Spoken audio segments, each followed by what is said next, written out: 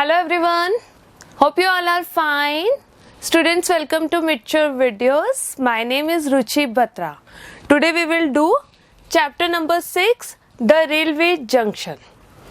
Students, this is a poem written by Walter de Le Mar. ये कौन है? ये लंदन में पैदा हुए थे और ये बहुत ही फेमस पोएट हैं. इन्होंने मतलब पोएट्री लिखी है और इनका मेन जो फोकस था ना वो बच्चे थे, चिल्ड्रन को लेके इन्होंने पोएट्री लिखी है, लिटरेचर लिखे हैं, नॉवेल्स लिखे हैं और शॉर्ट स्टोरीज लिखी है. इनकी जो फर्स्ट पोम थी ना वो थी सॉन्ग्स ऑफ चिल्ड्रन और इनका जो थीम रहा है ना वो रोमांस और नेचर रहा है. इनकी पोम में जो बात स्पेशल है वो है मिस्ट्री. उसके अंदर मिस्ट्री होती है, रहस्यमय होती है और उसमें फिलॉसफी होगी, लाइफ से रिलेटेड फिलॉसफी होगी. और आज जो हम पोम पढ़ने वाले हैं ना उसके अंदर भी यही है, उसके अंदर भी आपको फिलॉसफी मिलेगी, लाइफ की फिलॉसफी. तो students let's start. Open page number 44. Students अब हम करेंगे बिफोर यू स्टार्ट वाला सेक्शन. पहले पढ़ते हैं. In this poem, the poet signifies the journey of human life. इस पोम में पोएट क्या सिग्निफाई करता है? Journey of human life, human life की जर्नी को, यानी कि उसके जो यात्रा है ना, जो जिंदगी की यात्रा होती है उसको सिग्निफाई करता है. There are two ways before the poet. Poet के सामने ना दो रास्ते होते हैं. One is dark and the other is with light. दो रास्ते हैं, एक डार्क की तरफ जा रहा है, एक लाइट की तरफ जा रहा है. The poet chooses one way and realizes that how it is different from the other. तो पोएट चूज करता है एक रास्ते को, रियलाइज करता है वो किस तरह दूसरे से अलग है. So students, now let's start our poem. The railway junction. From here, through tunneled, gloom the track. Forks into two and one of these wheels onward into darkening hills and one toward distant seas. तो students first stanza में poet बताता है कि उसके सामने है ना दो ट्रैक्स हैं. वो दोनों ट्रैक्स जो है ना वो टनल से होके जा रहे हैं. टनल आपको पता है ना, ऐसे यूं बीच में से रास्ता होता है और जैसे किसी पहाड़ को तोड़ के बनाई जाती है टनल, या किसी चट्टान को, तो ऐसा कुछ तोड़ के जो बनाई होती है ना दैट इज टनल. तो क्या करता है वो रास्ता जो है ना वो उस टनल में से दो ट्रैक्स जा रहे होते हैं. पोएट बैठा है, उसके सामने दो ट्रैक्स हैं और वो टनल से होके जा रहे हैं. तो टनल से होके जब वो बाहर निकलते हैं ना तो वो टू में डिवाइड हो जाते हैं. ठीक है. अब जब वो टू में डिवाइड होते हैं तो उनमें से बताता है कि एक ट्रैक तो जा रहा है डार्कनिंग हिल्स की तरफ और दूसरा ट्रैक जा रहा है डिस्टेंट सी की तरफ. डार्कनिंग हिल्स का मतलब होता है कि जो सिग्निफाइज कर रहा है हमारे को डार्क फ्यूचर की, हार्शर फ्यूचर को सिग्निफाइज कर रहा है कि वो कहाँ जा रहा है. मतलब डार्क यानी कि अंधेरे वाले जो हिल्स होते हैं वहाँ की तरफ जा रहा है, पहाड़ी की तरफ. और दूसरा जा रहा है डिस्टेंट सी यानी कि दूर दराज, सीज यानी कि समुद्र की तरफ. तो पहला डार्कनिंग हिल्स क्या किसका सिग्निफिकेंस है? डार्क फ्यूचर का, या कह लो हार्शर फ्यूचर का. और दूसरा डिस्टेंट सी है होपफुल फ्यूचर का. ठीक है. तो students now come to second stanza. How still it is the signal light at set of sun shines pale green. A thrush sings other sound there is none, not traveller to be seen. तो अब second stanza में कहता है कि अब वो फिलहाल जो सीन है ना कहाँ का, रेलवे जंक्शन का, वो डिस्क्राइब कर रहा है कि फिलहाल का क्या सीन है कि जो सिग्नल लाइट है ना वो खड़ी हुई है, जैसे है लगी होती है वैसे लगी हुई है.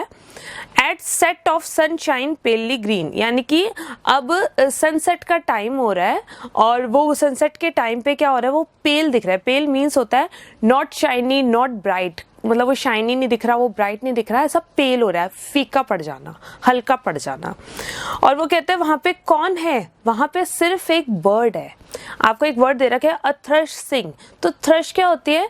थ्रश का वैसे मीनिंग होता है, टू मीनिंग्स होता है. एक मीनिंग होता है किसी को पुश करना, धक्का देना.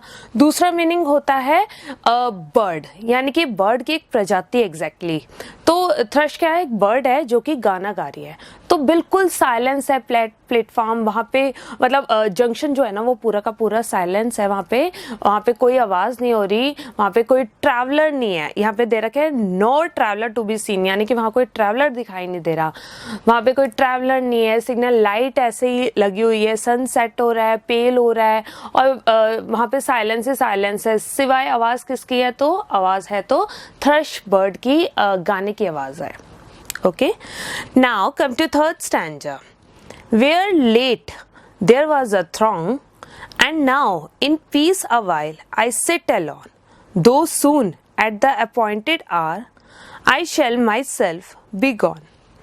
अब यहाँ पे पोएट कहता है कि where late there was a throng. Throng means क्या होता है, भीड़ भाड़ होना, मतलब when there are, when there were lot of people. तो कहता है कि अब से थोड़ी देर पहले की बात कर रहा है कि यहाँ पे बहुत ज़्यादा भीड़ भाड़ थी, बहुत सारे लोग थे, ये जगह जो थी ना लोगों से भरी पड़ी थी।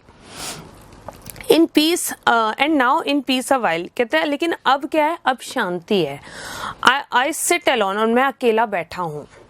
दो soon at the appointed hour, तो कहता है कि अपॉइंटेड आर यानी कि एक जब मतलब फिक्स टाइम पे, यानी कि जब मेरा टाइम आएगा ना तब, अपॉइंटेड आर का मतलब जब मेरा टाइम आएगा ना, आई शैल माई सेल्फ बी गॉन, और मैं भी चला जाऊंगा। अब यहाँ पे स्टूडेंट्स दो मीनिंग निकल रहे हैं। अपॉइंटेड आर का मीनिंग है जब मेरा टाइम आएगा, यानी कि मेरा टाइम आएगा का मतलब होता है एक तो कि भाई जब ट्रेन आएगी मेरी, मैं उसके अंदर बैठूंगा और मैं वहाँ से चला जाऊंगा। एक मीनिंग तो सिंपल ये है। और दूसरा इसका जो हिडन मीनिंग है वो क्या कहता है कि अपॉइंटेड आर का मतलब द टाइम ऑफ डेथ, जब जैसे हर कोई इस दुनिया में आया है, आके अपने सारे काम करेगा और फिर क्या होगा, वो मर जाएगा। जिंदगी की सच्चाई क्या है कि हम इस लाइफ में आते हैं, इस जर्नी को ये जो जर्नी होती है हमारी लाइफ की, इसको जीते हैं और फिर लास्ट क्या होता है हमारा कि हम मर जाते हैं। तो वो कहता है कि जब मेरा मरने का टाइम आएगा तो मैं भी चला जाऊंगा। पर जाने से पहले वो क्या करना चाहता है, जाने से पहले वो अपने सारे काम पूरे करना चाहता है, उसकी जो डेस्टिनेशन है वो वहां पे पहुंचना चाहता है। तो students now come to page number 45। But not there way the bow-legged groom, the parson in black, the widow and son, the sailor with his cage, the gaunt gamekeeper with his gun. तो students इस stanza में poet क्या बताता है, poet बताता है कि जिस डायरेक्शन में लोग जा रहे थे ना, मैं उस डायरेक्शन में नहीं जाऊंगा, मतलब उनकी डायरेक्शन को फॉलो नहीं करूंगा। आपने पहले पढ़ा ना, जब वो बता रहा था कि अभी थोड़ी देर पहले लोग सारे जा रहे थे और बहुत सारा भीड़ भाड़ थी, तो वो सब बता रहा था। तो कह रहे वो जिन डायरेक्शन में जा रहे थे मैं उन डायरेक्शन में नहीं जाऊंगा, उनको फॉलो नहीं करूंगा। अब वो इस स्टैंजा में बताता है कि प्लेटफॉर्म पे कौन कौन से लोग हैं जिन्हें वो देखता है। तो वो बता रहा है कि द bow-legged groom, ग्रूम आपको पता ही है दूल्हा होता है। bow-legged का मतलब होता है जिसका लेग है ना थोड़ा मुड़ा हुआ है, यानी कि सी शेप का है, तो वो उसको देखता है। और पार्सन इन ब्लैक का मतलब हो गया कि क्लर्जी मैन होते हैं उनको देखता है। विडो यानी कि विधवा को देखता है। सन यानी कि बेटे को देखता है। सेलर को देखता है। गॉन्ट क्या होता है, थिन एंड बोनी, बोनी होता है छोटे कद का, तो पतला और छोटे कद का, उसको देखता है। Game keeper with his gun, game keeper होता है a person who keeps watch in a zoo और पार्क, जो पार्क और जू में वॉच करने का काम करता है। तो अ पर्सन हु कीप्स जो ध्यान देता है कि वहाँ पे कुछ भी गड़बड़ ना हो, तो उसको बोलते हैं गेम कीपर। तो वो अपनी गन के साथ है। तो ये सारे लोग हैं जिनको वो देखता है। तो वो बताता है कि दुनिया में है ना कई तरह के लोग हैं, तो वो बता रहा है कि वो जिनको देखता है उनको बारे में बताता है। अब आगे कहता है नेक्स्ट स्टैंजा में, that fair one too discreetly veiled all who so mutely came and went will reach those for nocturnal hills और shores ere night is spent. तो यहाँ पे फेयर वन बोल रखा है। फेयर वन का मतलब क्या हुआ, ब्यूटीफुल लेडी। फेयर वन की बात हो रही है, यानी कि किसी ब्यूटीफुल लेडी की बात हो रही है कि वो ब्यूटीफुल लेडी जो है ना, वेल्ड का मीन्स होता है एक तरह से घूंघट करना। तो वो क्या करता है, डिस्क्रीटली, यानी कि मीनिंग गिवन है सीक्रेटली, तो वो अपना एक घूंघट से अपने चेहरे को छुपाए हुए है, मतलब वो अपने सीक्रेटली, मतलब ताकि वो किसी को दिखाई ना दे, डिस्क्लोज ना हो उसका चेहरा, और वो घूंघट से छुपाए हुए है। All who so mutely came, mutely means silently, जो भी लोग आते हैं वो चुपचाप आते हैं, वेट करते हैं अपनी ट्रेन की और उसमें बैठते हैं, एंड वेंट कह रहा है ना, और उसमें बैठते हैं और चले जाते हैं। अब पोएट क्या जानना चाहता है, अब वो जंक्शन पे ये सारी चीजें बता रहा है, अब वो जानना चाहता है will reach those far nocturnal hills. अब वो कहता है, और शोर्स, वो कहता है कि क्या ये सब लोग अपने डेस्टिनेशन पे पहुंचते हैं। अब दो डेस्टिनेशन की बात की गई थी। पहला डेस्टिनेशन क्या था हमारा, पहला डेस्टिनेशन था हिल्स और दूसरा था शोर्स। लेकिन हिल्स और शोर्स से पहले एक वर्ड आ रहा है नॉक्टर्नल। नॉक्टर्नल का मीनिंग होता है एक्टिव एट नाइट। तो वो कहता है कि अब नॉक्टर्नल का ज़्यादातर हम यूज़ किसके लिए करते हैं, बर्ड्स के लिए करते हैं, नॉक्टर्नल बर्ड्स। और वो कौन सी होती है, जैसे कि बैट हो गई, आउल हो गई, जो रात के टाइम एक्टिव होते हैं। तो कहता है कि जो लोग है ना रात का सफ़र करते हैं, तो क्या वो अपने डेस्टिनेशन पे पहुंचते हैं। डेस्टिनेशन है हिल्स और shores. Air night is spent, यानी कि रात ढलने से पहले, बिफोर मीनिंग गिवन है ना, तो रात ढलने से पहले क्या वो अपने डेस्टिनेशन पे पहुंच जाते हैं। तो ये पोएट जानना चाहता है। तो वो कहता है कि मतलब लोग जो है ना, जो काम करने आते हैं वो अपना सारा काम करके जाते हैं, मतलब अपने जो उनका डेस्टिनेशन है वहाँ पहुँच जाते हैं, मतलब ज़िंदगी ख़त्म नहीं हुई इससे पहले वो अपने सारे काम कर लेते हैं, वो अपने डेस्टिनेशन पे जहाँ उनको जाना होता है वो क्या पहुँच पाते हैं। Next stanza, I nothing know why this we met, their thoughts, their longings, hopes, their fate, and what shall I remember except the evening growing late। तो स्टूडेंट्स इस स्टैंजा में क्या कहता है, आई नथिंग नो, मैं नहीं जानता, वाई दस वी मेट, हम लोग क्यों मिलते हैं, मतलब जिन लोगों से हम मिलते हैं हम उनसे क्यों मिलते हैं, मैं नहीं जानता। वो लोग तो बिल्कुल अलग होते हैं, उनके थॉट्स अलग हैं, उनकी लॉन्गिंग्स, वो जो चाहते हैं, उनकी जो इच्छाएं हैं वो बिल्कुल अलग हैं, उनके होप्स अलग हैं, उनकी आशाएं अलग हैं, उनके फेट अलग है, फेट मतलब उनकी किस्मत अलग है। तो सब तो अलग अलग तरह के लोग हैं। And what shall I remember, और मैं क्या याद करूँगा, except the evening growing late, कि ये जो इवनिंग है ना ये ग्रोइंग लेट, यानी कि मतलब रात की तरफ जा रही है, यानी कि यहाँ इसका मीनिंग है कि वो बूढ़ा होता जा रहा है। पोएट कह रहा है कि मैं बूढ़ा होता जा रहा हूँ, तो क्या मैं मरने से पहले मैं सही रास्ता चूज करके अपने सही डेस्टिनेशन पे पहुँच पाऊंगा कि नहीं।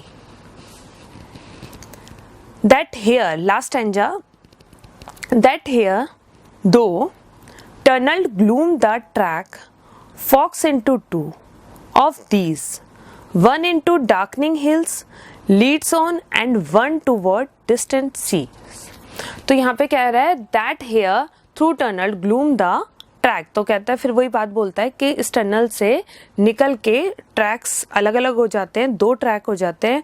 फॉक्स का मीनिंग दे रखा है डिवाइडेड इनटू टू, यानी कि दो में वो डिवाइड हो जाते हैं। Of these one into darkening hills leads to, तो एक जा रहा है डार्कनिंग हिल्स की तरफ ले जा रहा है, और दूसरा जो कहाँ जा रहा है, डिस्टेंट सी की तरफ जा रहा है।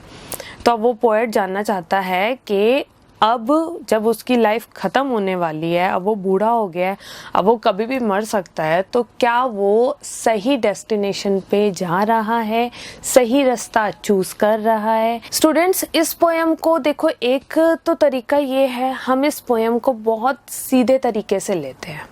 सीधे तरीके से लेने का मतलब हम इसका सिंबॉलिक मीनिंग एक बार के लिए हटा देते हैं और एक सीधे तरीके से इस पोएम को देखें तो इस पोएम का क्या मतलब हुआ।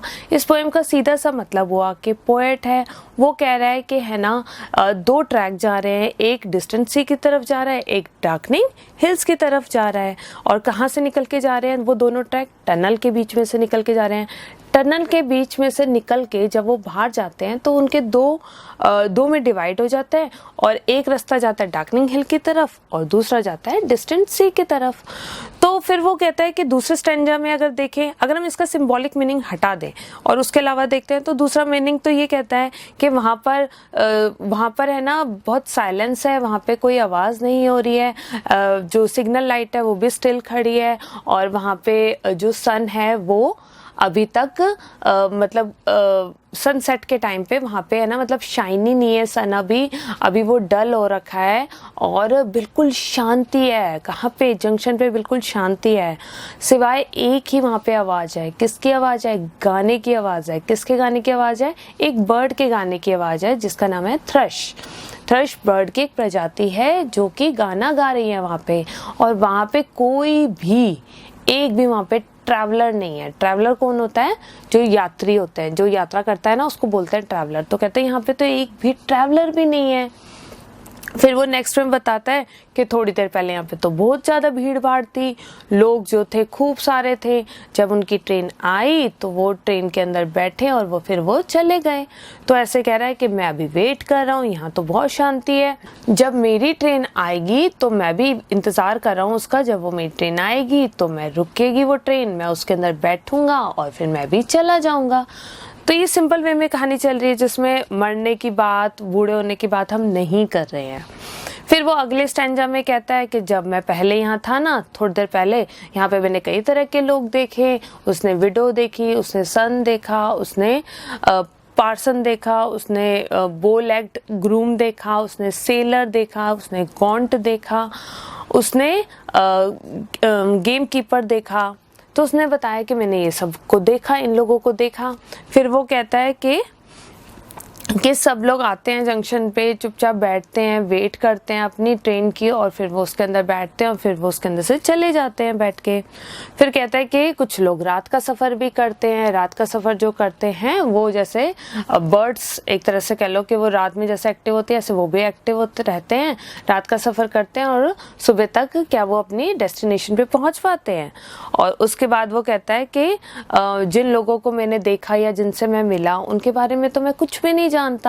वो उनकी लॉन्गिंग्स क्या है, उनके थॉट्स क्या हैं, उनके फेट क्या है, उनकी किस्मत क्या है, उनकी होप्स क्या हैं, यानी कि उनकी आशाएं क्या हैं, ये सब चीज़ें तो मैं कुछ भी नहीं जानता। मैं तो सिर्फ यही जानता हूँ कि अब शाम ढल रही है।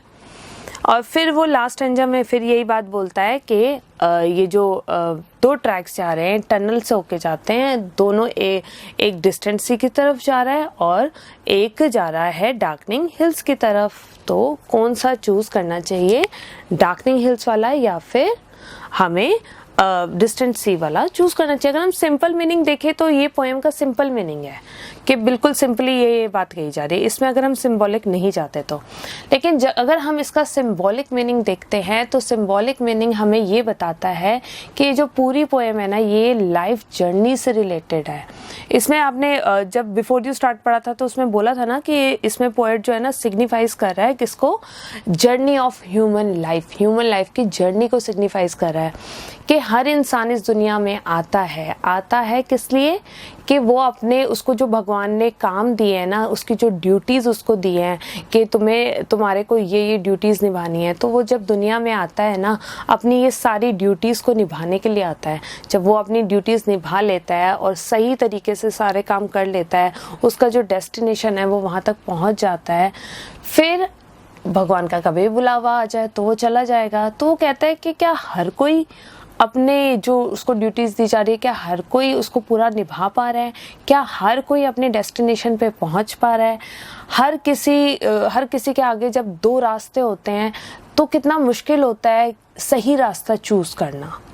हर इंसान के लिए दो रास्ते जब होते हैं तो बहुत मुश्किल होता है कि कौन सा सही रास्ता है जो मुझे मेरे सही डेस्टिनेशन पे ले जाएगा, जहाँ मुझे जाना है, मेरी मंजिल जो है ना वहाँ तक मुझे ले जाएगा। तो ये जो पोएम है ना, ये वही सिग्निफाइज करती है कि मरने से पहले जो हमारे काम हैं, हमारी ड्यूटीज़ हैं, हमें वो सब अच्छे से निभानी चाहिए। हमें किसी का दिल नहीं दुखाना चाहिए। हमें अल्टीमेटली होना क्या है? अल्टीमेटली तो अंत ही है। हम कुछ भी कर ले, हम सेल्फिश होके रहेंगे, हमारे अंदर ईगो रहेगा, हमारे अंदर घमंड रहेगा, आखिर होगा क्या उन सब का? अंत में तो वो सब मिट्टी में ही मिलना है ना? लास्ट एंडिंग क्या है? मरना। तो ये सब तो मतलब जो हम जिंदगी में आते हैं ना, तो इसलिए तभी कहते हैं कि हमेशा अच्छे काम करो, ताकि जब हम मरें तो उस टाइम हमारे अंदर एक शांति हो कि हम इस ज़िंदगी में आए और हमने अच्छे काम करे हैं, अच्छा करके जा रहे हैं, किसी के साथ बुरा नहीं करके जा रहे। तो ये एक जो अंदर एक शांति रहती है ना उस टाइम, वो कह नहीं सकते कि कितनी बड़ी होती है। तो स्टूडेंट्स, यहाँ हमारा पोम फिनिश होती है। आई होप इसका हिडन मीनिंग आपको अच्छे से समझ में आ गया होगा। पोएम भी बहुत इजी आपको समझ में आ गई होगी। स्टूडेंट्स, अब इसके हम वर्ड मीनिंग करते हैं। ग्लूम। फर्स्ट, ग्लूम मीन्स होता है अनहैप्पीनेस, यानी कि जब आप खुश नहीं होते ना, तो वो उसे कहते हैं, यानी कि ग्लूम, अनहैप्पी मतलब खुश ना होना। और नेक्स्ट आता है गोंट मीन्स थिन एंड बोनी, यानी कि पतला, और बोनी यानी कि मतलब उसकी साइज का कम होना, short in size. Game keeper यानी कि a person who keeps watch in a zoo और पार्क, जो जू पार्क में वॉच करने का काम करता है वो होता है गेम कीपर। नेक्स्ट आता है डिस्क्रीटली मतलब सीक्रेटली, चुपचाप। म्यूटली मतलब साइलेंटली, इसका मतलब भी चुपचाप। सीक्रेटली मतलब एक तरह से हो गया कि सीक्रेट वे में किसी को पता ना चले, वो भी वही चुपचाप वाली सेंस हो गई। और म्यूटली मतलब साइलेंटली मतलब चुपचाप ही हो गया। और नेक्स्ट आता है नॉकटर्नल मतलब एक्टिव एट नाइट, जो रात के टाइम एक्टिव होते हैं। एरर मीन्स बिफोर, पहले। Forks means divided into two, यानी कि दो के अंदर डिवाइड हो जाना। किसी चीज को एक होना, एक के बाद वो डिवाइड हो जाती है ना दो में, उसे बोलते हैं फॉक्स। तो स्टूडेंट्स, यहाँ हमारी poem the railway junction finish होती है। आई होप आपको ये पोम अच्छे से समझ में आ गई होगी, इसका हिडन मीनिंग भी आपको अच्छे से समझ में आ गया होगा। Have a nice day, thank you so much, bye bye.